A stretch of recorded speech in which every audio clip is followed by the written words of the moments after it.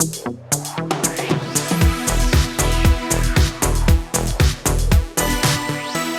welcome back. I'm going to try another one of these. So today's tutorial is turning complex objects into cloth objects or simulation objects in cinema. So let me just turn off the materials here so we can see what's going on. Obviously this is quite a complicated model, and if you're going to throw a cloth tag on here, it's not going to perform very well. It's not actually that high res, but it's complicated. There's a few different ways to do it, but I'm going to show you my preferred method. So what we want to do is create a volume, and let's just hide this for now. It doesn't have to be too high res. Let's just say 2.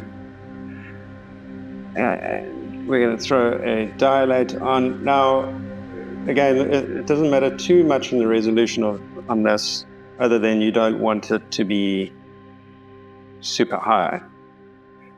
What matters a lot is if we turn our bag back on, that you don't have any intersections. So you don't want this mesh going or overlapping any of the other mesh. So we can turn this down a little bit. That should be right now. Check the top. Hard to see. I'll check here. Okay.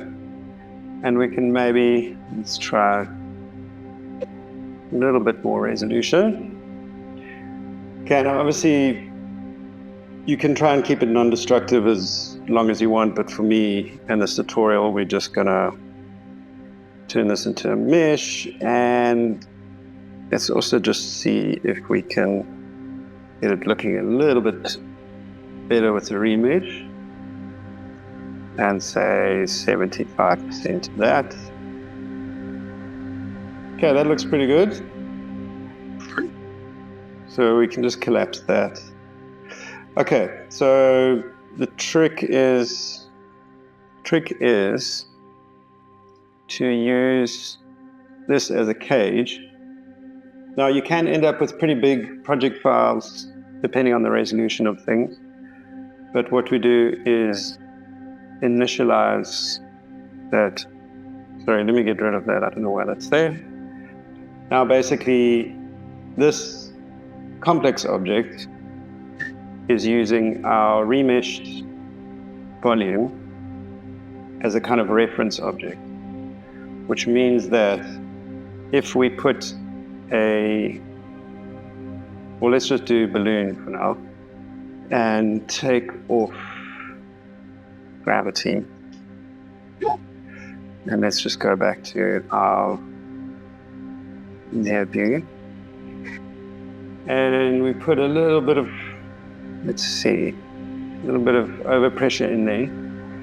We are essentially using a simpler remeshed mesh as a reference for this one. So if we play this now, our complex geode acts like a balloon. And obviously we can do all kinds of things with that. If we put a normal cloth on, and let's just stretch this out a bit, make it quite bendy. We can even up the target length, gravity's off. Let's actually just put a bit of balloon in. And what should we put in? The turbulence, so 25. I should have mentioned it's probably worth checking the scene scale. Before you start, this was from an older project, so I'd already scaled this bag up to be huge. Yeah, so let's see what happens now. Look at that. And we can fiddle around with this. Let's put in quite a bit of balloon.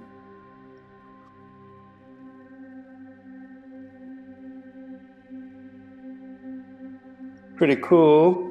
Return the materials back on so you can see. And let's drop a diamond in, whatever. Just throw one of these in. And just turn this camera for now.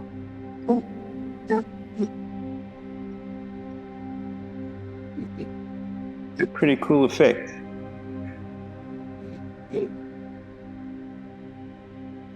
Yeah, that is essentially how you can take complex objects and create a kind of shell for them. Just make sure there's no overlapping.